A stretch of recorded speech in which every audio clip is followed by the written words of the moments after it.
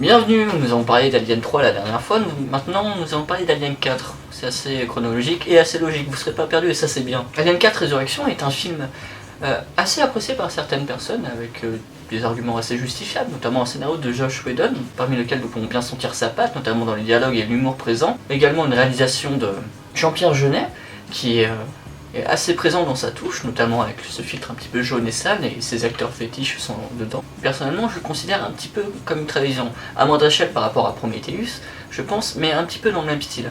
Pourquoi je vais vous l'expliquer en 9 minutes, je pense.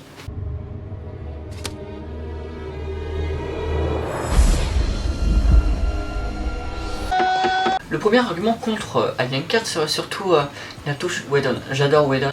Mais le problème c'est que dans Alien 4, cette touche Whedon ne marche pas. Alien a toujours été un univers assez réaliste, avec des bases d'horreur bien sûr, le 1 étant un slasher movie par définition. Le cycle de vie des aliens est bien pensé, avec l'œuf, le facehugger, le chestbuster, ensuite le xénomorphe. Les réactions des personnages sont tout à fait cohérentes. C'est également un film de science-fiction à l'univers réaliste. La technologie est pas assez éloignée de nous et on peut totalement s'y visualiser sans problème. Mais également le fait que le xénomorphe a pour seule faiblesse le feu. C'est une réaction assez primale et bestiale, mais tout à fait logique. Pourtant, Alien 4 est loin de cette logique et de ce réalisme-là. Nous sommes confrontés à un film d'action-comédie et ça se ressent à tous les étages. Dans les dialogues, comme je l'ai dit, mais également dans certaines scènes. Le fait qu'il y ait un détecteur de porte à haleine, le détecteur sert à reconnaître l'haleine de la personne avant d'ouvrir. C'est ridicule. Il y a également un scientifique qui est sexuellement attiré par le xénomorphe. Nous nous retrouvons aussi avec des scènes comme celle-ci.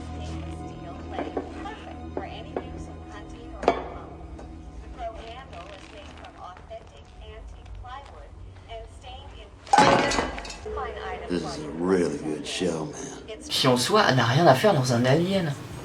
C'est ridicule, c'est drôle peut-être, Winona Ryder surjouant un peu et étant un petit peu mignonne, il faut le dire. Je pense sincèrement que ce genre de scène n'a rien à faire dans un alien et nous sort totalement de cet univers réaliste, sale, un petit peu horrifique.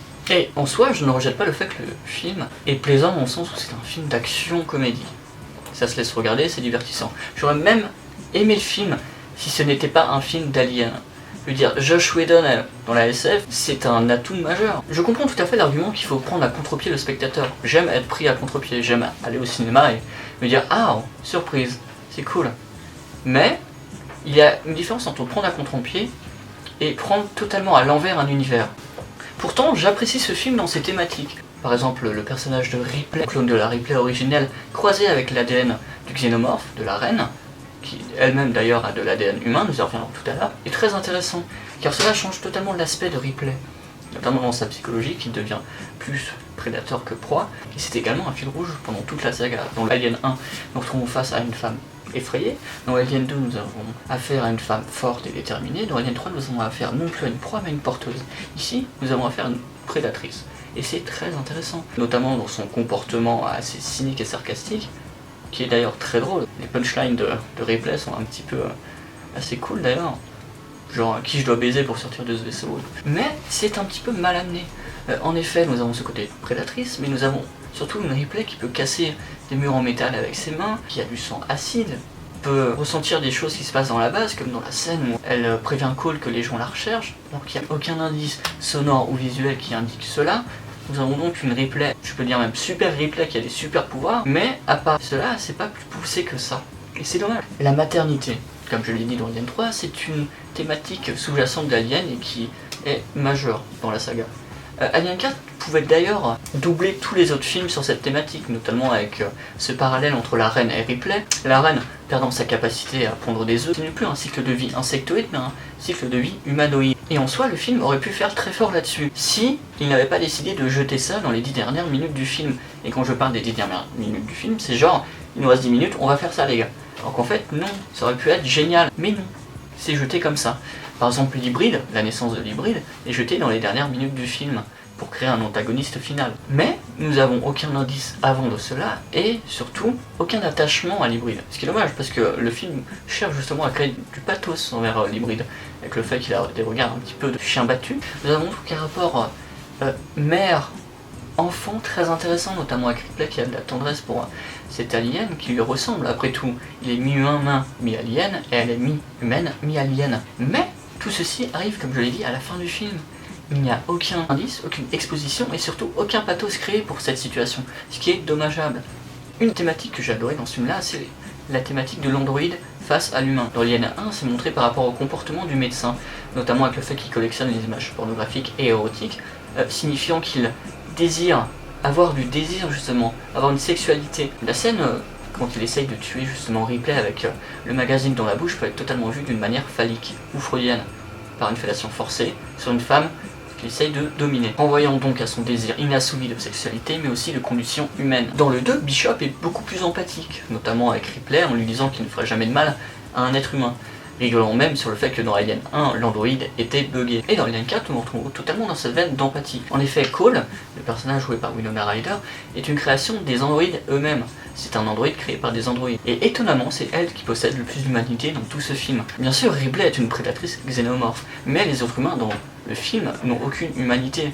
La bande de pirates sont certes drôles, attachants dans leur humour et dans leur connerie, on va dire, mais Cole au milieu se bat pour la bonne cause morale et la bonne cause de la conscience, faisant preuve ainsi d'humanité par rapport aux autres personnages qui veulent juste de la thune, quitte à livrer des personnes dormant en stase à des scientifiques contre de l'argent. Mais le film échoue le plus souvent dans ses tentatives de symbolisme. Le symbolisme dans la Alien a toujours été présent. Il suffit de regarder ou d'avoir l'œil qui cherche un petit peu dans tous les recoins. Mais ici, Alien 4 force un petit peu ce jeu de regard, de recherche, notamment avec la scène du cocon au tout début, quand Ellen Ripley sort de son cocon dans sa cellule.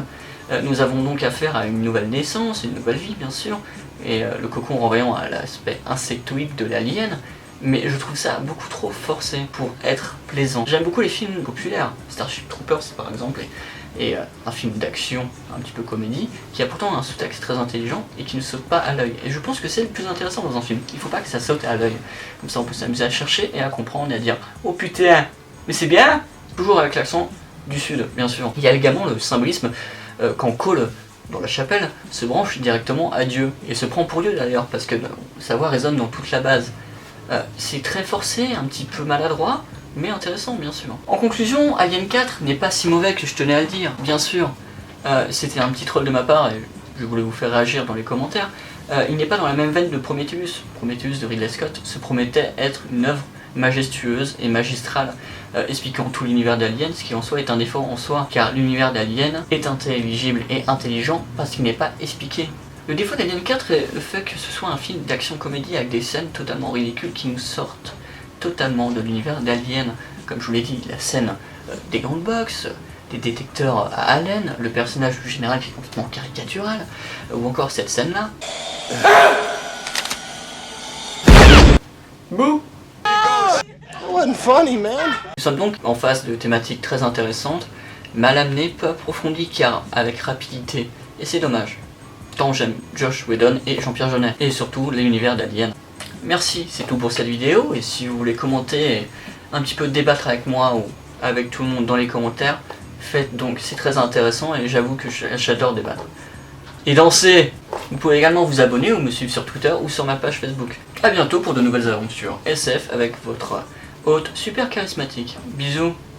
Petite note de fin de vidéo. Si vous cherchez une bonne BD Alien, je vous conseille celle-ci. Elle est très intéressante, notamment parce qu'elle reprend le scénario de Alien 1, mais également parce que les dessins et les ancrages sont superbes. Par exemple ceci, qui est un petit peu super joli quand même, faut dire. Ou également la première attaque de l'Alien. Cette BD est assez mythique et assez connue. Je vous la conseille fortement, en plus elle est trouvable pour 14 €, ce qui n'est pas énorme. Surtout si vous êtes fan d'Alien comme moi. Ou alors, si vous avez trop de thunes à perdre, vous pouvez acheter ça. Qui est la même BD mais en format super grand où vous ne savez pas où la ranger. Qui est très intéressant dans le sens où c'est le format original de l'artiste, où il n'y a encore pas les corrections, il y a encore tous les brouillons et tout, des taches de café. C'est très intéressant si vous collectionnez comme moi, et surtout si vous avez de la place.